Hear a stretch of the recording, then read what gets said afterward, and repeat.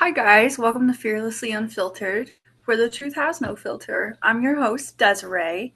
And guess what, guys? It's just me today. So grab your coffee, sit back with me, and let's just talk. We've had some really important topics that we have discussed in the previous weeks. Um, and I kind of want to just touch base on those because those are all heavy topics. They are topics that can affect your mental health. They can trigger something deep down inside of you. So I want to make sure that not only do you guys have a break, but you have a moment to just process things. When we don't process things, our body tends to, feel tense, hold things in. If it triggered some, flashback memories, PTSD, anxiety, um, be gentle with yourself. It's not easy to hear some of those things. And I kind of just want to touch base on it all and explain where, I'm coming from. I know you've heard bits and pieces of my story, but now I'm going to put it all together for you guys. When I was younger, as you heard from my mother, um, I feel like I was a pretty easy child, but you heard her perspective on things. And so now I'm going to dive in with mine. And I feel like I was an easy child. I did struggle really bad with mental health.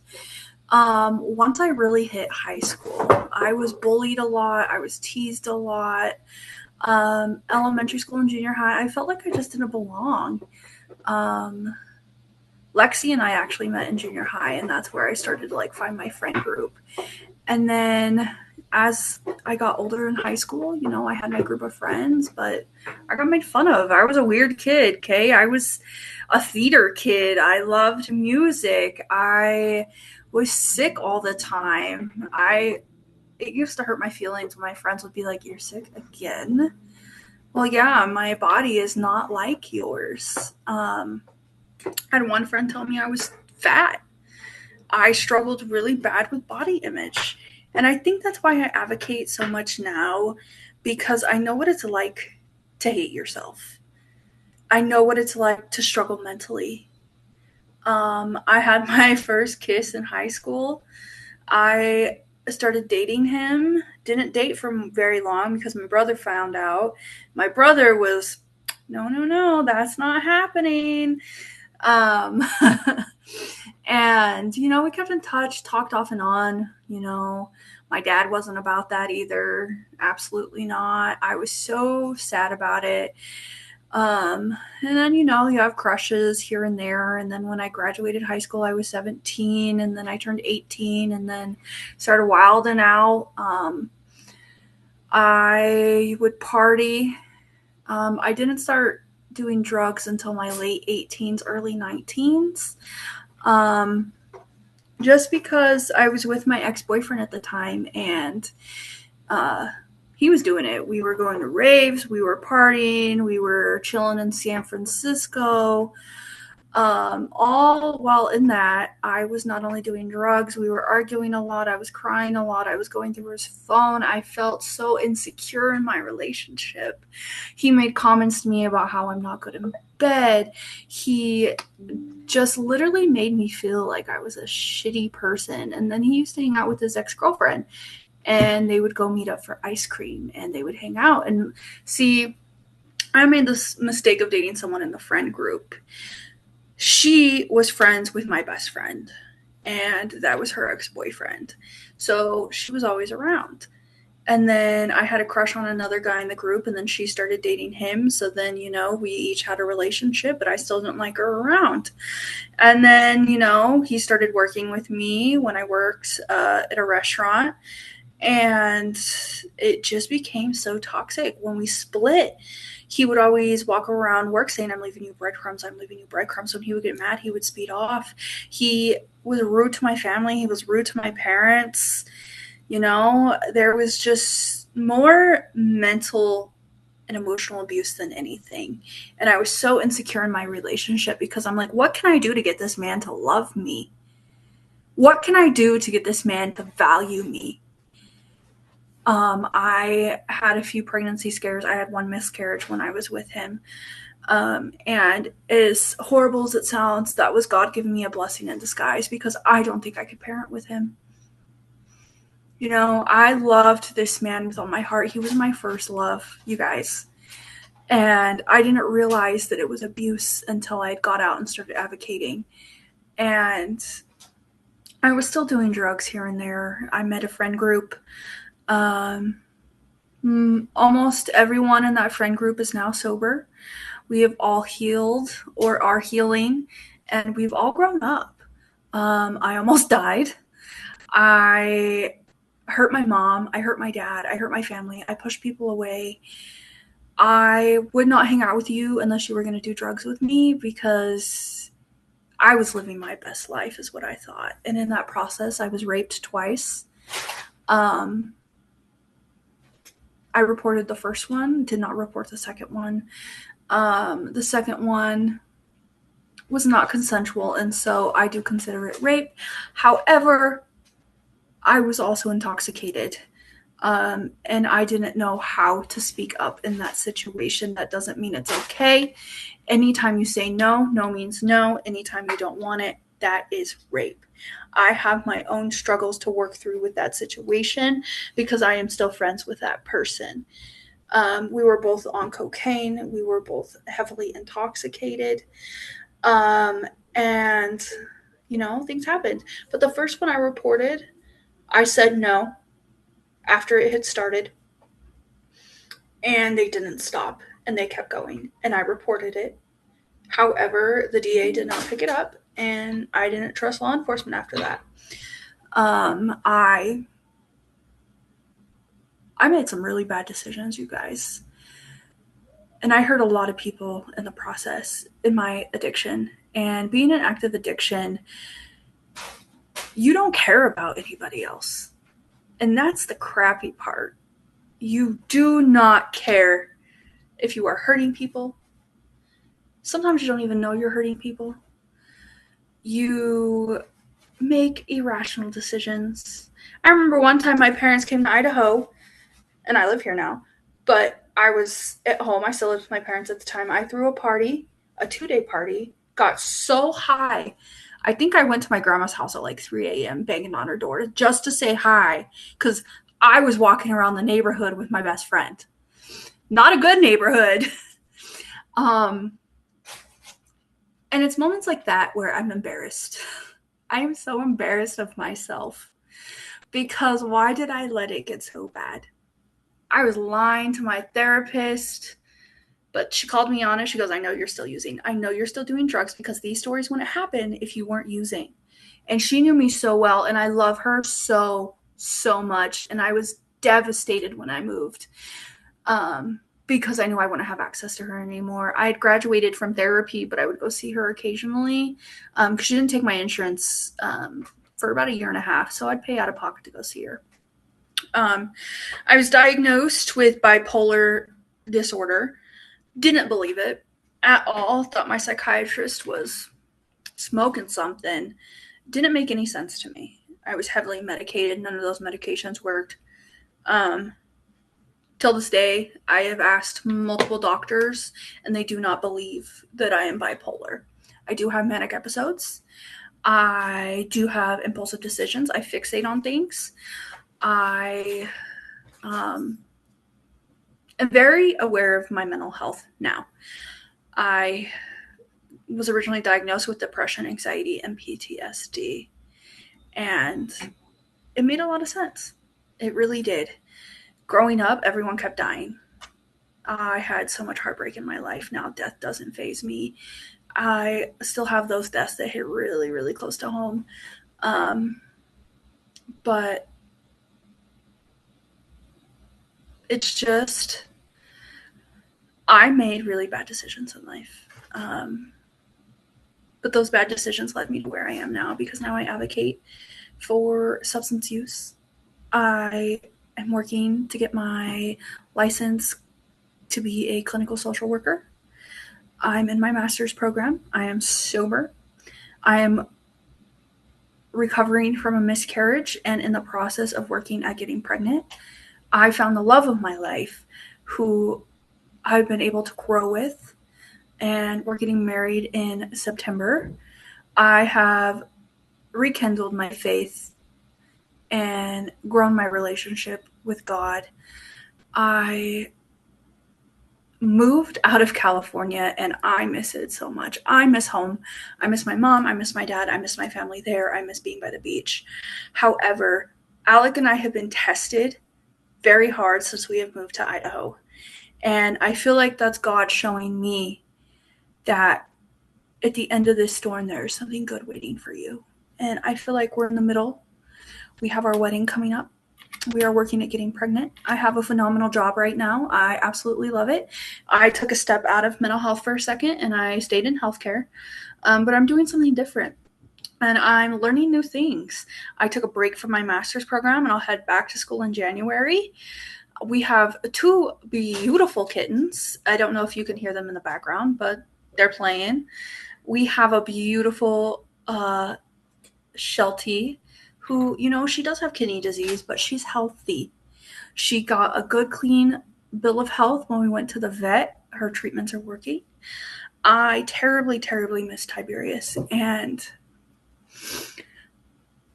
I think that was the one hardest decisions for me that has been weighing on me lately because I just want him to be here.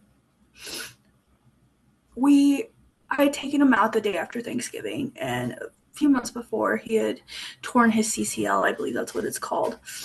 And he was notorious for humping his bed, you guys. And I had taken him out. He could barely go to the bathroom. Like, he was limping. You could see in his eyes, like, this poor baby doesn't feel good. And he gets 2 shots a day of insulin because he was diabetic. He had Cushing's disease. I told Alec I swore he was going blind. And it got confirmed at the vet that he was getting cataracts on his eyes. And he had just completely torn the rest of his ligaments in his leg. I was so torn because he still played. He still loved. And sorry, guys, but Alec had me make the decision to put him down, and I'm trying the best I can to include him in our wedding. I'm including all of our babies. It breaks my heart because the little ones here miss him. When the 6-year-old comes over, he picks up Tiberius's urn and he kisses it and he tells him hi. And this was my first dog as an adult, and I struggled as a dog mom when I got him, you guys. I was partying, I was out drinking. I left him with my mom a lot. And when I moved out with Alec in California, when we got our first apartment, I took him with me. But I left him with my mom when I was at work to babysit him because, he was a sick baby and we didn't know what was happening. He didn't get diagnosed with anything until we moved to Idaho. And, oh, my heart hurts.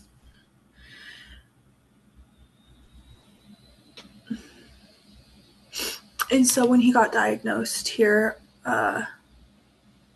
we finally had answers. But in California, my mom watched him a lot.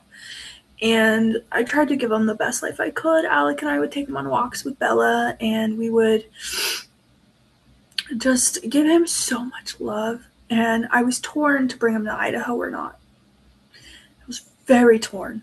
And I ended up bringing him with me. He got to experience snow. He got to experience the lake. He went on long trips because he went back to California with us for my best friend's wedding. And part of me feels so guilty.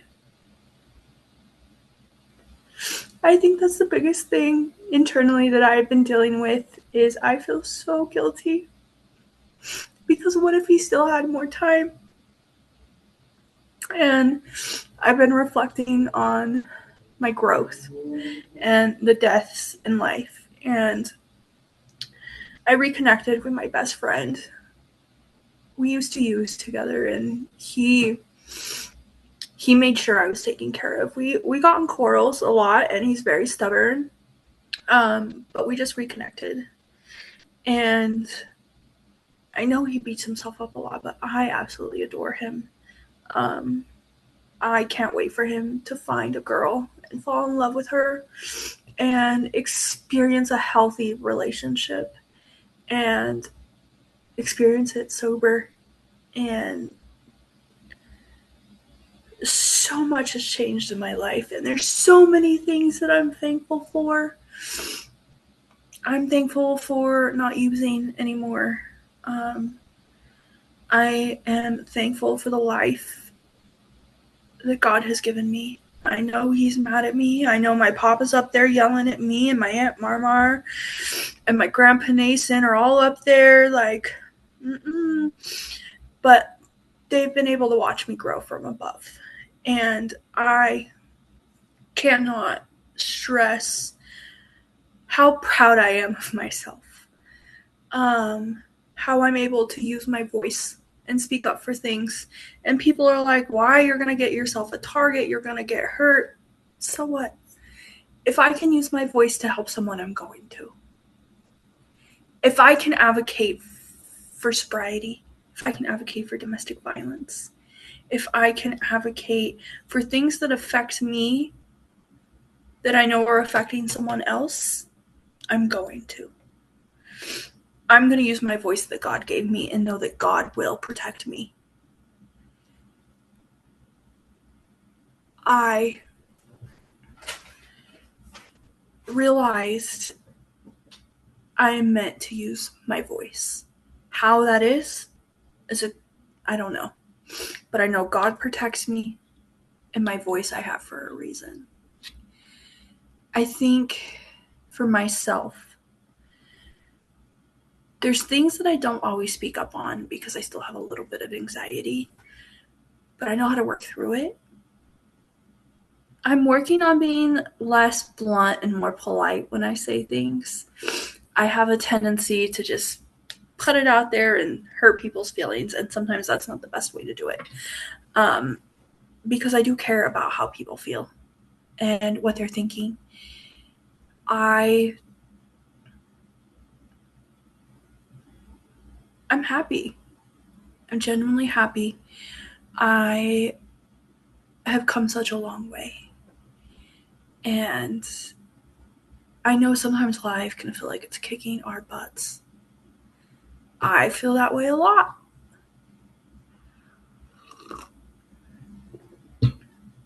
As someone who has a roller coaster of a life, even on those low moments, and I feel defeated, and I'm like, God, why is this happening? He's there with me. And I have to keep reminding myself that, because Alec and I didn't, like I said, we did not have it easy when we moved out here. I had one job after another, horrible experience. I had bad luck. We just had a miscarriage. Like, I could list all the bad things, but I can also point out the good. We've grown in our relationship. We've grown as individuals. I have built relationships with my sister-in-law and my brother that I didn't have. They weren't as strong. I'm able to be around all the kids and watch them grow from where they're at instead of 12, 13 hours away on video camera. I'm able to take them to go do things. I'm able to experience new things. It was a culture shock for sure. But now I'm able to be here and advocate for things that Idaho doesn't have. There's not a strong domestic violence system here. The justice system is trash here, like it is in a lot of places. There's a lack of education on a lot of things. And I feel like God pulled us out here for a reason, whether it's to be with my brother's nonprofit and help that get started, or whether it's to use my voice for something. I'm starting to realize now God put us here for a reason. Do I know that reason yet? No, absolutely not. But I am trusting the process. Do I miss my mom? Absolutely. Do I think about moving to California a lot? Absolutely. I want to go home, but I'm starting to realize my home is with my future husband. That's my home. I have a very strong relationship with my parents, and I'm so thankful for the way that they raised me, because they did the best they could, and it helped shape me into who I am today. And I got to grow up around family, and I get to have kids one day, hopefully, and have them raised around family. And I get to watch my brother's kids being raised around family and just be that support. And I'm so thankful for the support I have here, for the honesty and the love and the connections and the kids. Sorry, guys. I just can't express enough how blessed I am. And looking at myself when I could barely swim and I was drowning, and now I'm staying afloat. If it wasn't for my family and my fiance and my close friends, I wouldn't be where I am today. And I guess this is more of just a session of talking, catching up where I am. I am healing from my miscarriage. I'm struggled with that for a minute, because I'm like, God, why? I didn't really know I was pregnant, but why? Why did I lose it? Why is it now the right time? But I know in His timing, it'll work out. I'm next in line for twins.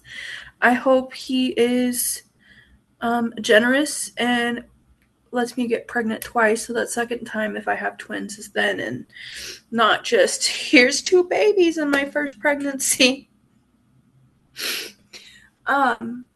That would be hard. I've been watching my niece here grow up. She moved out of home, and now she moved out of town. I have my niece that I grew up with. I call her the OG. She just had a baby. I'm a great auntie again. And it's hard because she's in California and I'm here, but I get to see the baby when I'm visiting California in August. And gosh, you guys, I'm so blessed.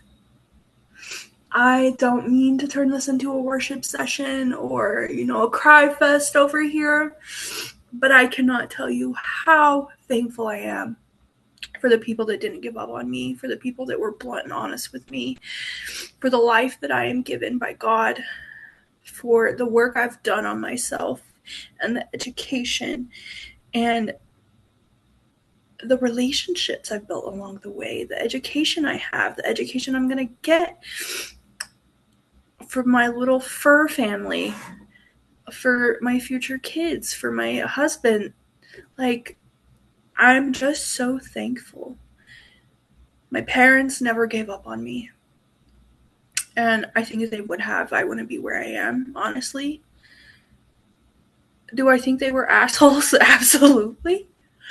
But I deserved all the arguments that we had, because they were just trying to protect me and be my parent. And I was like, nope, you don't know what you're talking about. I'm going to live my life, among other things. And I'm just so, so thankful. And, we had the 4th of July this weekend.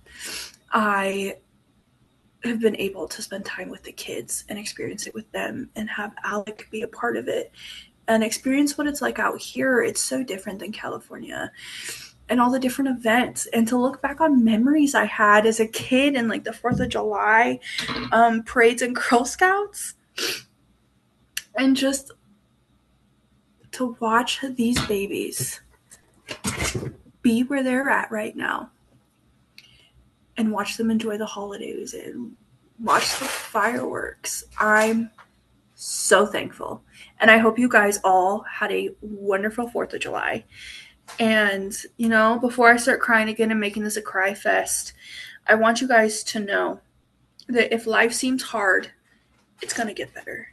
And if you're struggling with suicidal ideation or suicide or homicide, please reach out to 988 or local law enforcement so they can get you the assistance they need. A lot of places have local crisis centers. You can go to a hospital. But if you just need someone to talk to, you can reach out to 988 through text or through phone call. Life puts us in situations, and I like to say everything happens for a reason. Our actions have consequences, and it's all a learning curve. Be patient with yourself. If I could tell my younger self right now, I would tell her it's going to be okay. I promise her it's going to be okay. Now, whether I trust in myself, who knows? But it'll all be okay. And, I'm going to leave it there. I'm going to keep this podcast short and sweet this week. We have some more guests coming up, and we have an episode in the next few weeks with Alec, so you guys get to meet my future hubby. But I want to leave this with a story because I didn't ask for any confessions, and I have some that are, picked out, but it makes me think of the 4th of July. And Alec used to do marketing for a university in California, and he had this brilliant idea for promos. And if you guys are playing with fire or fireworks, I need you all to be safe and make smart decisions. There's been a lot of fires, and I know we just had the 4th of July. Here, a lot of fireworks were banned because of fires. But if you're going to play with fire outside, make sure you have water and you're responsible, because this man had a brilliant idea for a promo, okay? And so we had to follow the instructions, and basically it was like butane, soap, and water. I can't remember. Anyways, long story short, we lit it and he caught my hair on fire. When I used to use as well, and I was smoking weed at first, I caught my eyelashes on fire. I've caught my hair on fire. So long story short, just to kind of fit this in with all the wildfires going on around the world, if you're going to play with fire, be safe and responsible. Don't be irresponsible, and know what you're doing. That's my caption. Smokey the Bear. We need to not disappoint him, you guys. With that said, I just want to let you guys know that I love you so much. I am sending you guys so many positive vibes, prayers, and I will see you guys next week. Bye.